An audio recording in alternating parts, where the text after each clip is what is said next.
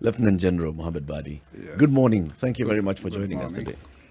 This is the hot seat of the Situation Room. Okay. And we are glad that you finally are occupying this seat. We have had conversations with you before, but they've been virtual.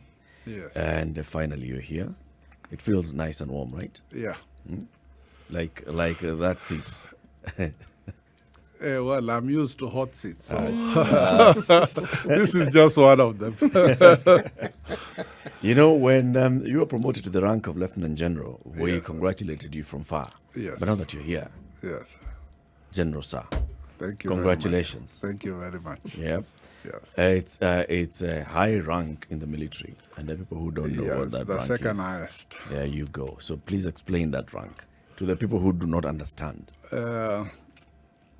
Lieutenant General is the topmost that any military officer can reach. The next rank is a full general, and there is only one in Kenya. So career-wise, to reach Lieutenant General is to reach the top of the career. And usually from the existing Lieutenant General, one is picked to be CDF when CDF times expire. So it's a rank that every career military officer looks forward to attain. Of course, it's not easy. You start falling out from the time you join. When you are a cadet, amongst the lot that is taken, there are those that fail and do not make it through the course. Those who qualify graduate as second lieutenant. Second lieutenant to lieutenant is like probation period. You do anything wrong, you get sacked. So when you make it to lieutenant is like the first step now, you are a commissioned officer. Then you continue because you are divided into different professions within the military. That's when you go for your career courses between lieutenant, captain, and major. So, for example, if you are air crew, you go for the basic pilot training. From the basic pilot training, the school identifies the fighter jet pilots, transport pilot, and helicopter pilots. So based on that classification, you are now sent to different units, which you continue further after the basic flying, which you qualify with wings, but then you are not a specialist on type. Then you go and specialize on the aircraft that you are posted, that unit, if it's a helicopter or transport or fighter. After you qualify, for example, if you are in helicopter or transport, you qualify to be a co-pilot. And in the fighter is a training pilot. So after that, you continue with your profession until you reach the rank of captain in flying. Then from there onwards, that's between captain and major. Apart from that, your professional, there is also military exams that you have to go to. From lieutenant to captain, there are exams, military, not based on profession, general military affairs. Then captain to major, you also do exams. So once you reach the rank of major, you have become a professional, to say. And in between, if you make any mistake, again, you are eliminated. So an intake can have, usually like now in Lanet, in the Kenya Military Academy, every intake is around 150. As we go up, Lieutenant Colonel is a commanding officer where he's in charge of a unit, assets in terms of aircraft, personnel, and so forth. You are also tested through various tasks that you are given, and that causes you to get promotion to a full colonel, brigadier. Then from brigadier you go to major general, and then lieutenant general. Lieutenant General. So you may start as 150, but end up being 5 once you reach. Wow. So it's highly competitive, and it depends on your dedication to work, your patriotism, and of course a lot of reading. Yes, so to make it up. Let me pick up on that note of reading. When you go for the various trainings, because from what you've said, at every stage there's either an exam or there's some training. Yes. So by the time you get to a lieutenant colonel, where you are now not just commanding men but assets, it means you've been given a position of authority. Yes. So do I take it that the training you go into at that point in time also involves administrative and management training? Yes, it does involve administrative strategies, peacekeeping, because as an officer rank major and above, you usually go for peacekeeping missions where you are in charge of men.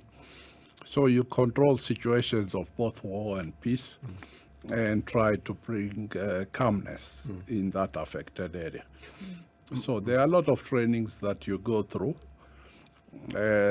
especially in the junior ranks. Right now, as you know, His Excellency the President yesterday commissioned the Kenya Defense University. Yes, in Lanet. In Lanet. Now,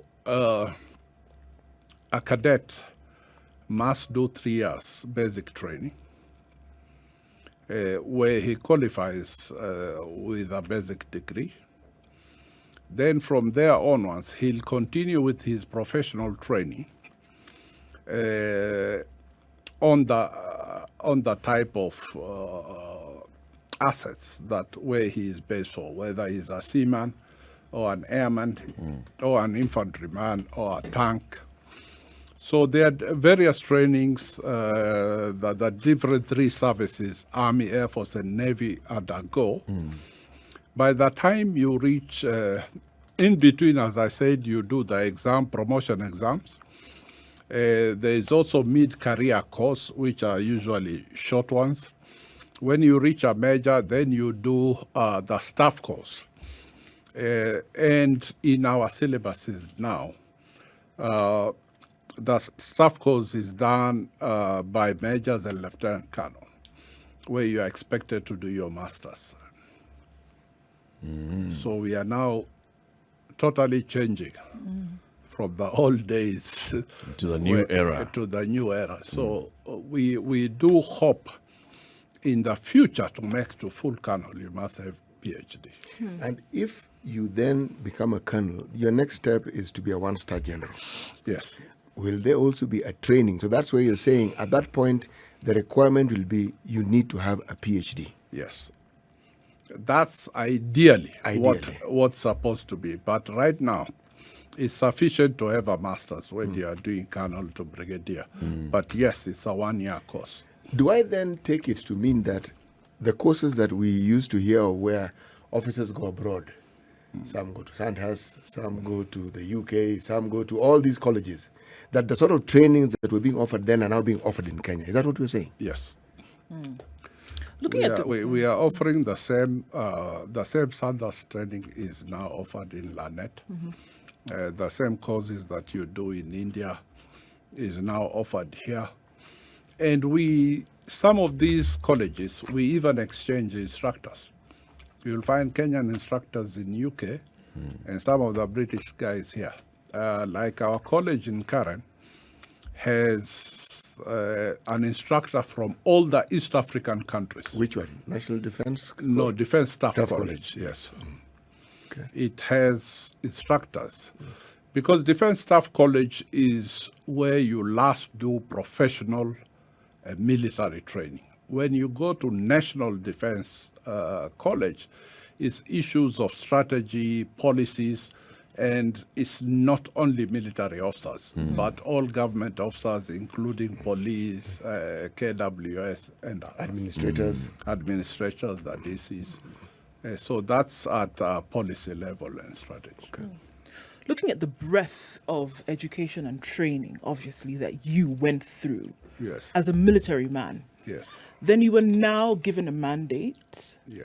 after that to basically run the Nairobi Metropolitan Services. Do you think that there was adequate preparation in the previous assignments that you had, and then now moving to the Metropolitan Service and all the demands, because many could describe Nairobi as a war zone, all the demands that were required? Yeah. Was it just what you needed? Yes. Basically, by the time an officer reaches the rank of brigadier, as I said, you can comfortably make policies, write and make policies, write a strategy, whether it's on a county or the country as a whole, depending on the situation. So mentally, once you go through National Defense College, you are prepared because by the time you finish, not only it is taught by the military personnel, but University of Nairobi, Kenyatta University also has their professors coming. Yes. And you are examined in all those government policies and strategies. So ideally, once you pass through National Defense College, you are prepared to take on such jobs as county, even ministerial job, because basically you are giving policies and directions Right. on what is to be done. And that is why we train all government officers at National Defense College.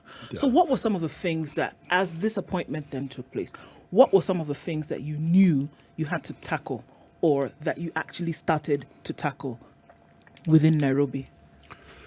Well, when I was first selected, it was a surprise.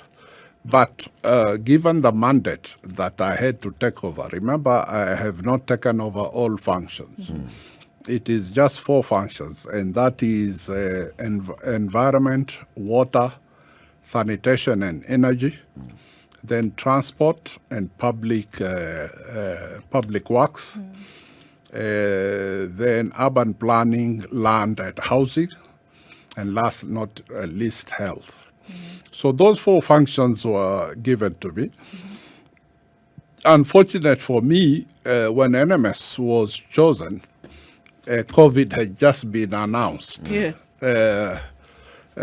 in Kenya. So the first task I was asked by His Excellency, how do you prevent Nairobi citizens from contracting COVID? And if they do, how do you minimize? So I had to do a survey, physical survey in all the areas in Nairobi. That is when we discovered that all the slums had no hospitals, not even a single one. In slums like Mathare and Kibera, because of their fame, there were a few NGOs operating dispensaries. So those were better off than other slums. And in Nairobi, there are 13 slums, by the way. People just know 4 or 5. But some of them, like Uhuru, is quite huge with a population of over 400,000. So when we went to survey, there was only a Dutch Catholic dispensary with 7 beds. And these 7 beds were actually maternity, not for other treatments. So you could see on the kickoff of our mandate, we were already... Health was a priority. Yes. Second, as you know, in Nairobi, there was always problem of water. There was no water. So how do you go, like in a radio station, like the way you have been doing to fight COVID, telling people to wash their hands, stay clean, use sanitizers and masks? These poor people have never seen a drop of clean water Yet you are telling them Wash to your wash hands their hands. What would regularly. they wash their hands? So those were the health hazard that we met immediately. So we had to draw a strategy because my task was to make sure that COVID, if contracted, would be restricted to that area and would be able to be treated, or those people isolated within a facility. If it is Bukuru, within Bukuru, if it's Kibera, within Kibera. And that's why we now, with that, we wrote a policy paper that there must be hospitals in all slums. Second, we must dig boreholes as a case of emergency. By that time, we took over in 2020 the usual government contracts to drill a borehole. Say if you wanted 100 boreholes, they'll give you an estimate of 2 years. We didn't have that time. So I wrote my orders, just like the way we do in the military, that we must do 100 boreholes around Nairobi within the first 100 days. It was a great challenge, but we did it in 80 days. So that alleviated the first problem of water, providing water, especially disadvantaged areas like the estates along Jogoo Road and so forth, and the slums.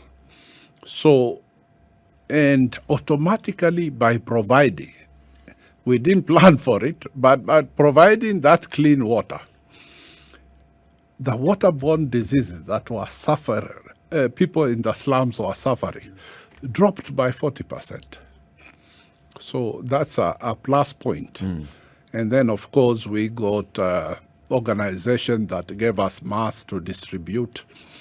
And we started within the first 100 days also, we had around 4 hospitals that were built in different locations, and we increased them.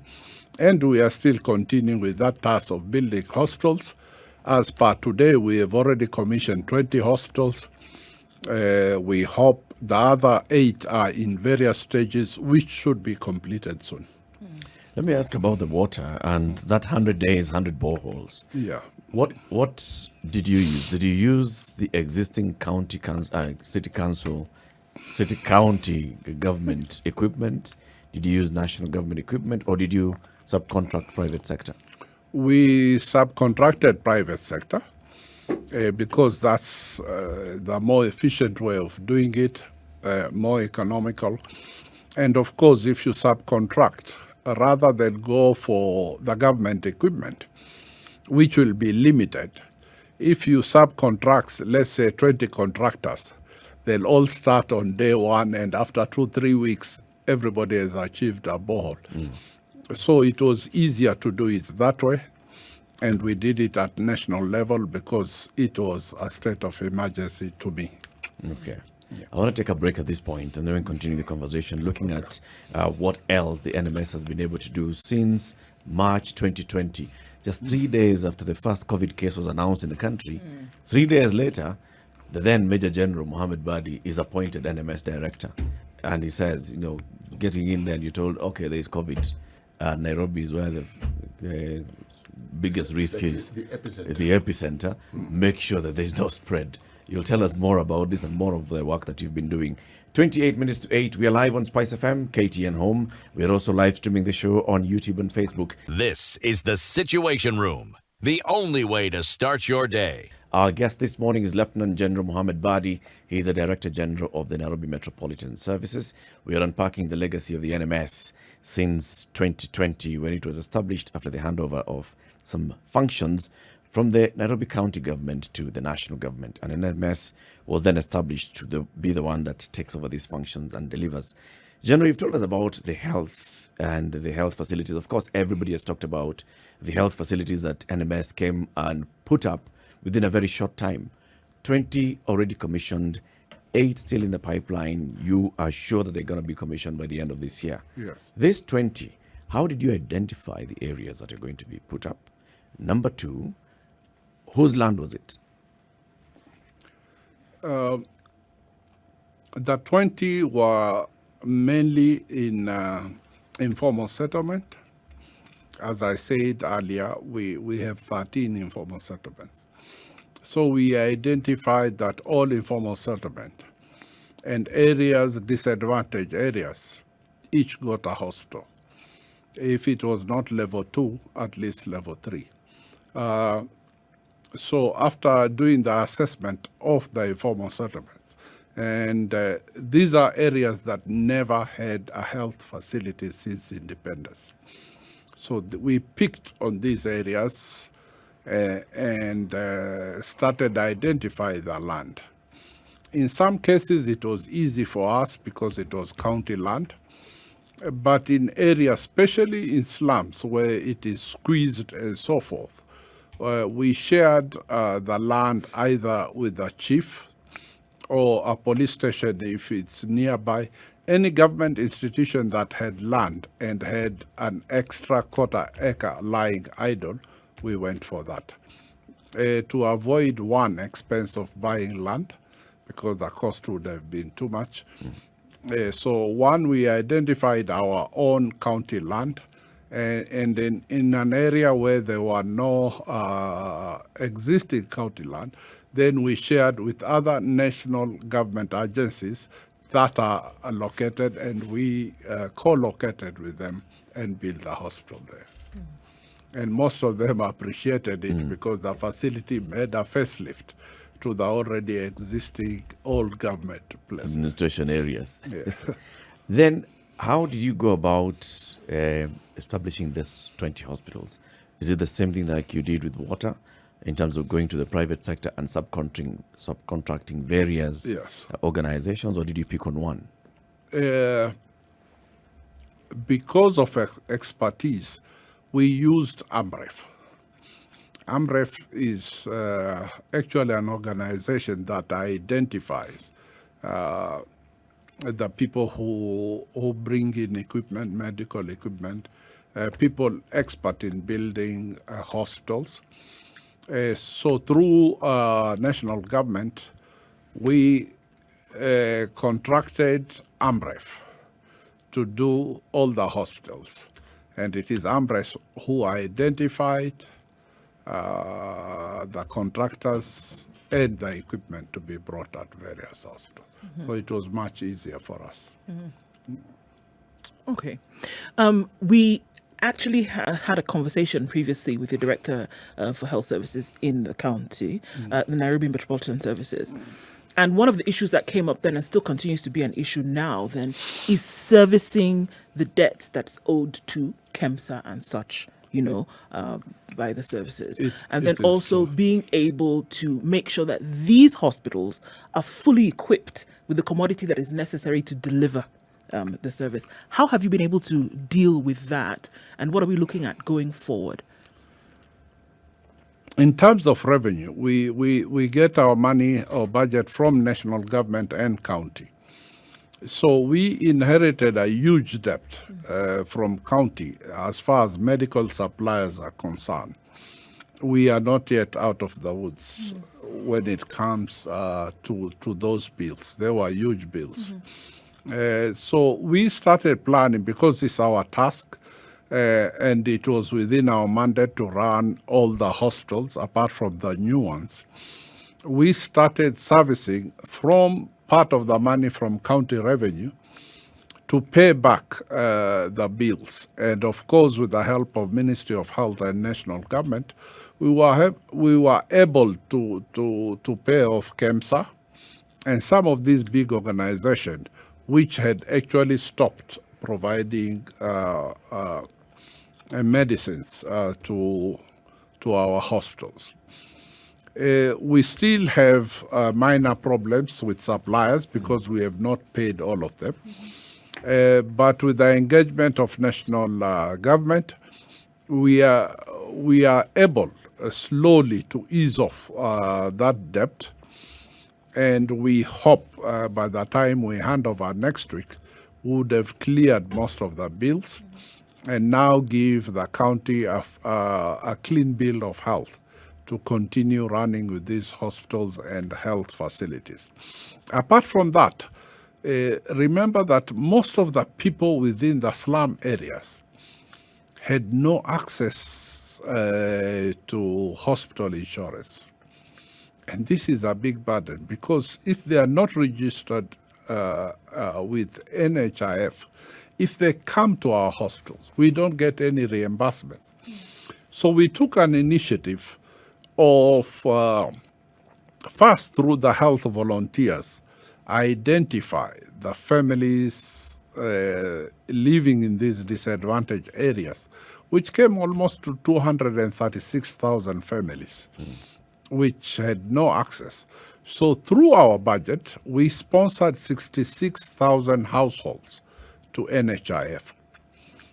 That has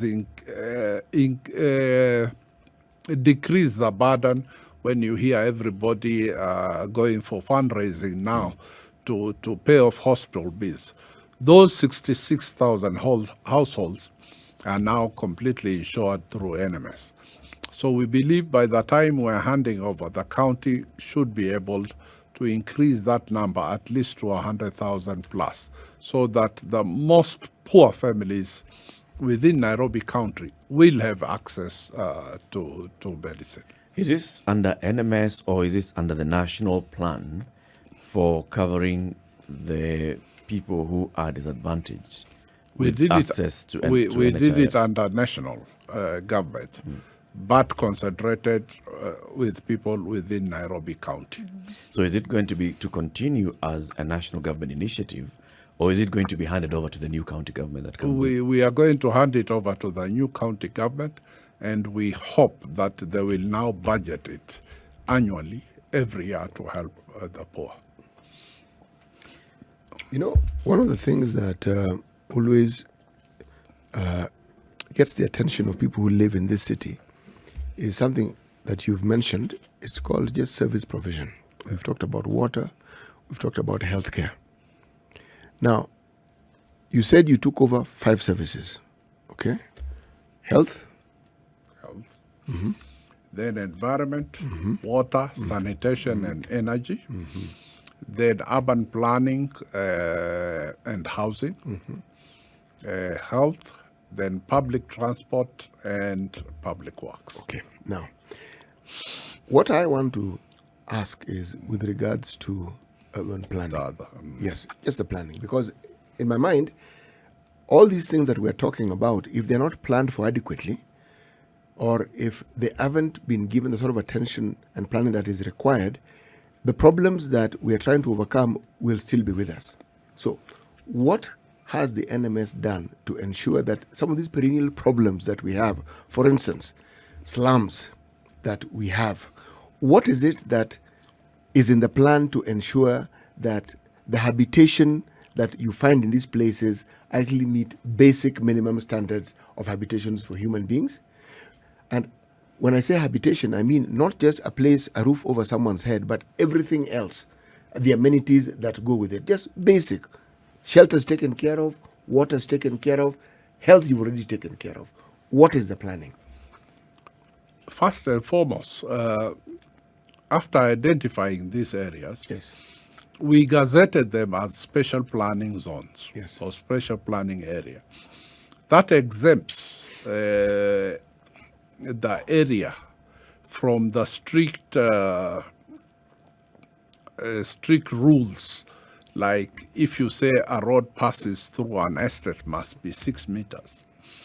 In the slum, you'll hardly get 2 meters of road. So by putting it under special planning zone, you can still build that road of 2.5 meters or 3. Yes. Because what you need most is, as you said, is to provide services Yes. to these people. Remember that no ambulance could drive through Mathare, no ambulance could drive through Kibera, no fire vehicle could go down any of the slums, neither would a police vehicle go down. So already you have cut off security because a police vehicle can't go down. you have cut off services like fire tenders. So in case of fire, people would just scream and the poor fire guys would stay on top of the main road and try to push the pipe, how much you can push. So the first thing we did is we put these areas under special planning zone. And again, now went back to the government, said, first we must build roads in all the slums. And I'm happy to report now all the slums have tarmac roads. We have been able to build 500 kilometers by contracting China roads and bridges because we didn't have that capacity to take on all the slums At the same time. at the same time. You needed equipment, manpower. So we gave a major contract to China Roads and is about to complete the 500 kilometers. Now the 500 kilometers also have a condition. While building the road, you must also lay pipes of water and sewage pipes. So that in terms of planning, we have already upgraded all the slums because all of them are connected with water pipe. Not that there is water, At but least there's pipe. the infrastructure is there.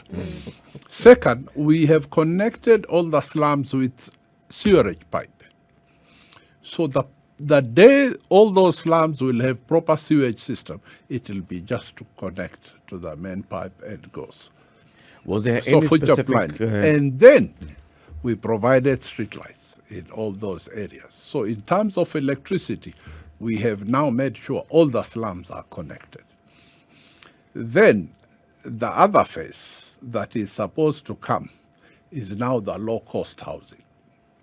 If you go into some of the rural areas like Indonesia and all that have been able to do it, what they do is the government provides material and supervision, but you build your own house.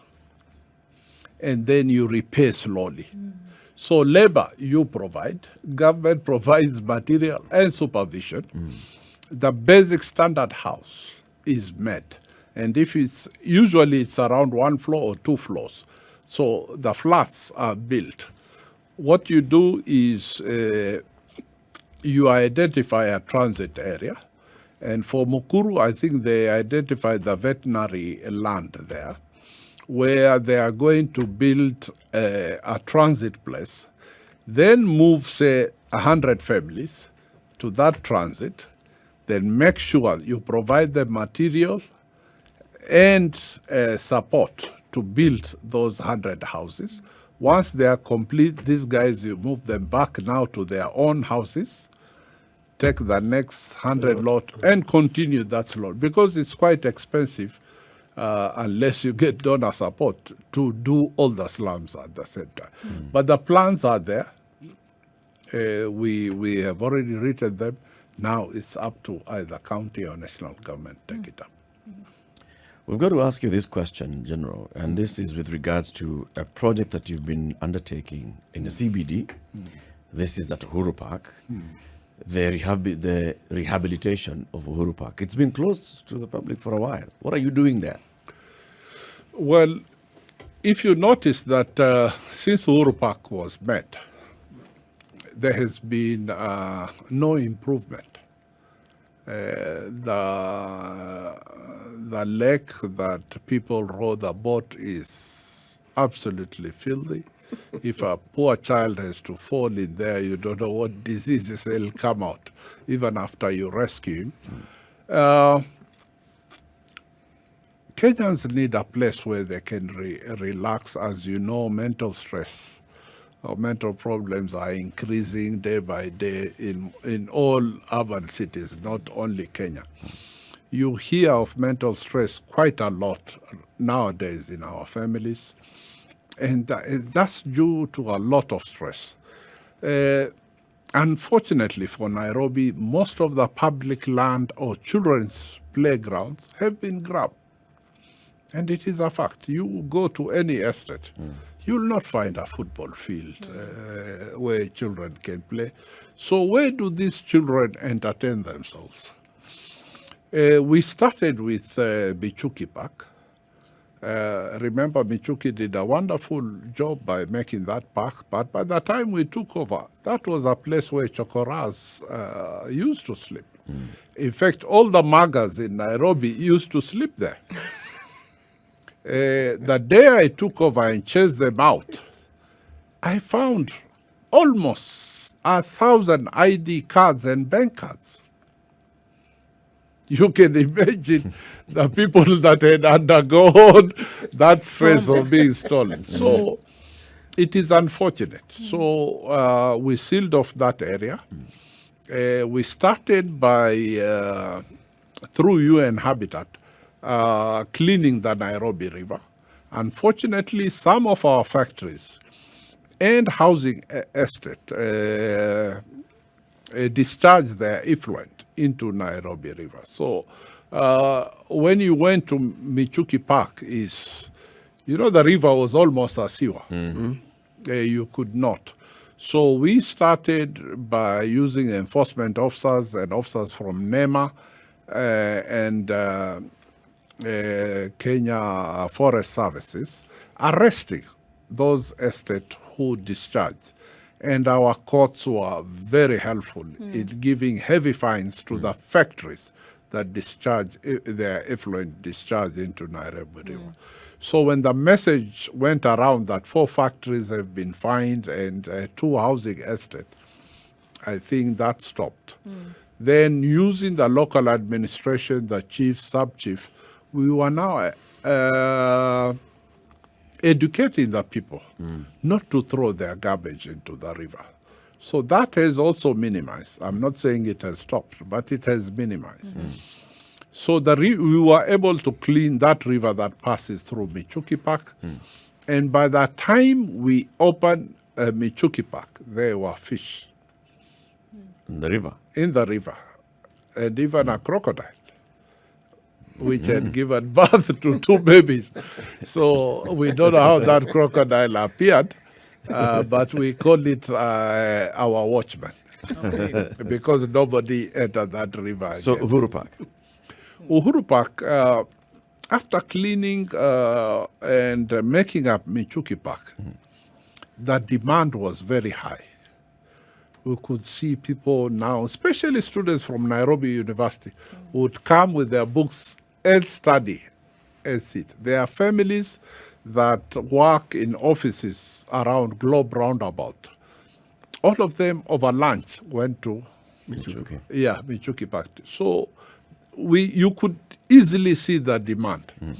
So we decided, why don't we make Uhuru Park and Central Park, the one in front of Serena. That, because Uhuru Park is around 43 acres, and Central Park is 20-something. Total, if you combine Uhuru Park and Central Park, is around 68 acres. This, by the size, can take around 60,000 people. So we said for once, let's remove the issue of having parades in Uhuru Park. Let's remove the issue of having public rallies in Uhuru Park and totally change it to be for entertainment. For recreation. For recreation. So we have embarked on that work. It has taken us time because we went benchmarking in the near countries like Addis. They have beautiful parks and recreational centers. And now modified what we saw to suit Kenyan taste. So within Uhuru Park, there'll be high-end restaurants, middle-income restaurants, and low-end restaurants. And trying to create, we have made restaurants made of old buses, those double-deckers. We have children ice cream parlors from old combis. If you remember, you just remove the roof, put the lighting, paint it, and we even have an aircraft You know, I'm an air Yeah, crew, of so course. a lot of Air Force man has to have his thing. Yes. we have a Boeing which we are converting it into a A restaurant, restaurant. and it will be placed in Uhuru Park. When do you hope to open this park? We intend to open it this weekend. This weekend. It will be commissioned this weekend. The work is not, let's say we are around 80% finished. So it will take us another month or two to completely finish it and open it to public. Okay. But His Excellency, the President, will open it this General, week. Ndu has a question, I'm sure. Or Yes. something else that you're doing near Uhuru Park. Right. Yes. That's the Green Park terminus. And we Yes. saw, I mean, there was the pilot 1 and pilot 2. Yes. And there was a lot of uproar about this in terms of what we were asking then pedestrians and those who are using public transport Yes. to do. So what is the current status of the Green Park terminus? And then where are public transport vehicles terminating and moving forward? Green Park was just one of the example of the terminus that we are having. We were supposed to have actually 5 or 6. All routes coming to Nairobi had to have their own terminus. We have one at Park Road and Desai Road. Then we wanted to make one in Westlands. We are in the process. There is one at Globe Roundabout. And there is one on Landis Road to cater from the cars coming via Jogo Road. Then there is one in Bunyala Road that caters for Mombasa Road traffic. Green Park is actually for cars coming from Gong and so forth. Unfortunate for us, we started with Green Park, Desai Road, and Park Road. So the other road users, or PSV, thought that we are going to force them to take different routes. So they went on strike and were forcing the government to stop it until we have everything in place. It's not so easy to have the money to build all the 6 or 7 terminals at a go. So we started with 3, and we hope we now hand over to the county to finish the other 3. Then they'll be fully operational.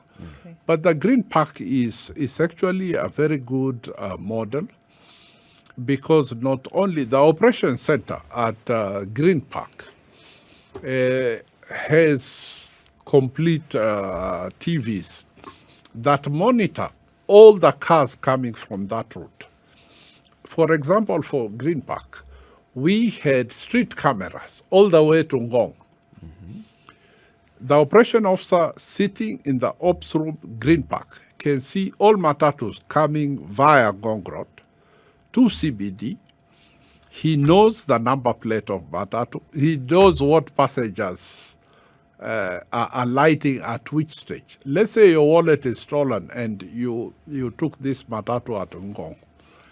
This policeman can replay the video and see that you entered at Ngong. Certain people are lighted, let's say Haligab and all. And then we do face recognition and then give it to the police. So in terms of security, we're even enhancing it. Okay? And then everything in Green Park is digital. So the moment your matatu enters, it will give you even the estimated time you should be leaving Green Park and the route back. So it is an efficient way of managing traffic. Unfortunately, it was misunderstood by some of matatu circles, so they went on strike. But we are going to do it.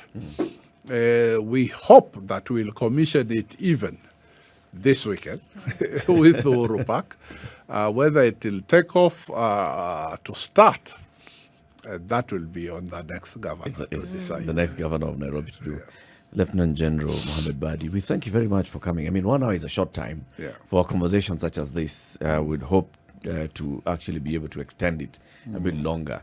But you can come back. Before you leave office, Yeah. before you say goodbye to NMS Yes. and head back to the barracks, Yes. please come back. I will. Yes? There's a lot of achievement we have done. And for those who don't know and can only see the Cabro, I think they should take a walk in the slum areas and see what difference we have made. And the worst nightmare, again, when we took over was garbage. Garbage was huge in heaps. In some areas like Mudurwa, it was almost 2-story building height worth of garbage that had been left. But we cleared, we have increased the garbage collection, and we have now outsourced because the county doesn't have enough vehicles to cater for all the 17 constituencies in Nairobi. So we have subcontracted private guys who now go around the constituencies to collect. So we have a better and cleaner county. Come again. Before you leave office, we will talk to you, especially now looking back into the accountability mechanisms, Yeah. who you are reporting to, who you'll be handing over to, and what exactly you'll be handing over in terms of assets, Yeah. in terms of liabilities as well Yes, to the true. next government. True. Thank you very much. Asante sana. All right. Lieutenant General MOHAMED BADI, Director General of the Nairobi Metropolitan Service. Keep it here for more conversations on SpiceFM.